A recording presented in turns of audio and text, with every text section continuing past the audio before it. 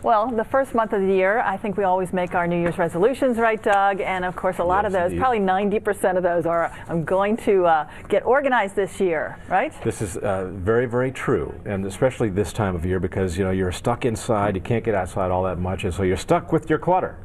And it is Get Organized Month, and 5th Street Ace Hardware has partnered with local home design and staging pro Rosalind Ashford to offer a free workshop next week, and she's here now to help us get your things in order. We all have a little bit of pack rat in this, don't we? We sure do, and I'm here to help you very much. Well, thank you. Thanks. Because we need the help. What's the single biggest mistake that people make when it comes to, you know, not being organized in their homes? I think what people do is they see all the clutter and they run out to the store and they just buy things. And without thinking about, you know, what they need to get and how they may need to organize things. And so what I try to help people do, you know, organizing as well as with decorating, is have people kind of take a step back and say, what do we have? What do we need to keep? What do we need to get rid of? And then also, then how do we organize them? You know, and so that's kind of where I come in. And typically when people contact me, it's not necessarily for organizing because I do more decorating, but when I'm in the home, I see things and then I fall into the organizing. So that's I have a problem, I know, when I go out and buy stuff, you know, that I think is going to look good in the home. You have this mindset when you're in the store and you see the display, you know, whether it's a Crate and Barrel or something like that, oh, that looks perfect. And you take it home, and it doesn't fit with anything that you have there. Well, that's where all the merchandisers come in, right? They make it look so appealing, don't they? So true. We just have to have it. More and stuff, I tell more people stuff, right? all the time, the very first thing is if you're thinking about things for your home, you need to measure your space. You know, people, like exactly what you said, they go into the showroom, it looks beautiful, they bring it into their home, either it won't fit, it's too small, it's too big. So that's where I come in and say, okay, let's look at our space first, let's figure it out, and then we'll go out and kind of take some look at some things and figure out what happens in the space. Well, let's look at some specifics, Rosalind. I mean, most of us have, you know, we've got closets, we've got stuff in our closets, we've got books and magazines and things. So let's go through some of the things and how you would approach them as far as kind of organizing and making them look less cluttery. Well, definitely, you know, one of the big things I look at as far as clutter is concerned is, you know, we have a lot of picture frames, and we have pictures with different, you know, colors on their frames. And I tell it's an easy way to do visual clutter, and a way to cut down on that clutter. And I think I have a clip of that with the picture frames. And it's, you know, there's these 3 pictures, and they're all different colors, and we think they're great because we've got our pictures framed up.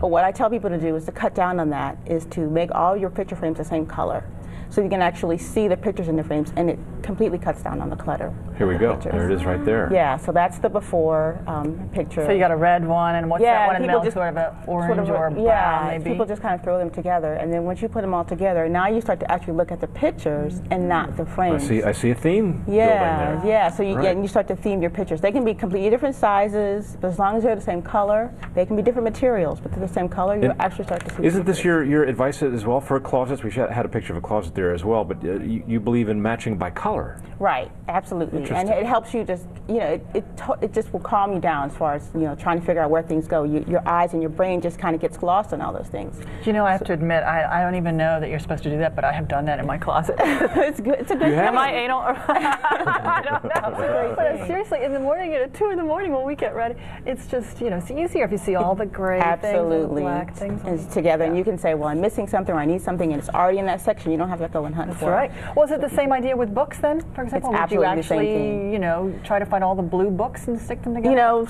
it depends on the personality. I like that. You know, especially if you already kind of know what your books are. I mean, you've had them for a while. You know, another way to do them is to arrange them by color.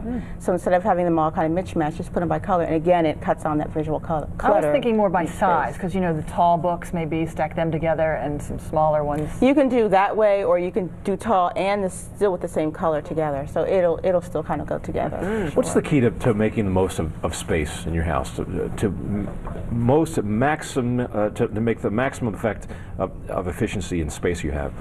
Typically the key is, first of all, knowing yourself and how you like to see things, you know, how you can easily find things, and then having an order to it. So whether it's like a closed system as far as you're putting things in a certain basket or bin or something so that you can find things. The easiest way that you get confused and messed up is when you can't find things. And you start throwing things around and it becomes a mess. So you're big on baskets and bins. Well, it depends on the person. It all depends on how well that works for you. Closed storage is a great thing, but if everything is hidden and you can't find anything, then it's not working for you. So it all depends on the person.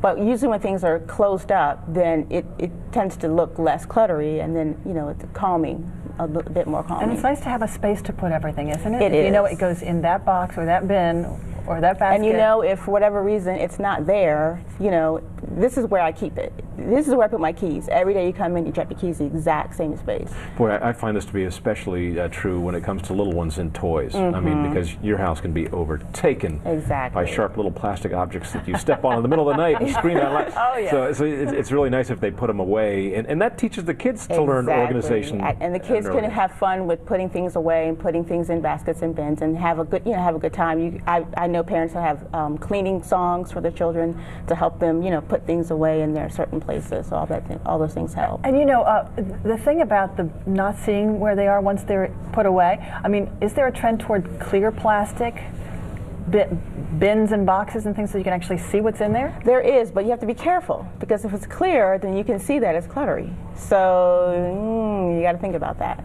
Yeah. Very interesting. So, what are the trends as we're heading toward? I mean, you're also in decorating. So if we're looking toward the spring, or we always kind of want to refresh after all these cold winter months, and throw out the old and maybe. So what are the trends this spring? Well, definitely, less is more, getting rid of some of the things that you don't need, especially now people are giving, for various different charities and things like that. It's a great way to get into that. And then also, fresh coat of paint helps a lot, can make you feel like you have a brand new home with just, some color on the wall. So that's any special colors coming up that are hot? Well, turquoise is supposed to be the color for 2010. I don't know. We'll see how that works. But that's coming on pretty strong. Yeah. So we'll see what happens with that. Turquoise for paint, or turquoise for paint, turquoise for accessories. Throw pillows. Anything. Interesting. Yeah. Remember those turquoise kitchen appliances back in the who knows what day? I think it was after avocado and harvest gold. But I remember the turquoise was really big for kitchens back when. Yeah. So we'll see how turquoise really, interprets itself in our homes. So this is an important week coming up. On Tuesday night, you've got a workshop for people Tuesday to night will be a workshop. Find out how to do all this. Yeah, exactly. Ask me any questions you have. You come with your measurements, and we can talk about your closets. I'll be at 5th Street, ACE, at 5th and K Street Northwest, from 7 to 8:30. Fantastic. Okay, great. Again, this is the time of year where people need that kind of help. They're stuck in their homes and wondering what to do with all their stuff. So great advice. Thank you so much. Thank you so much for having me. Nice to talk with you, Rosalind. Thanks so much for coming in.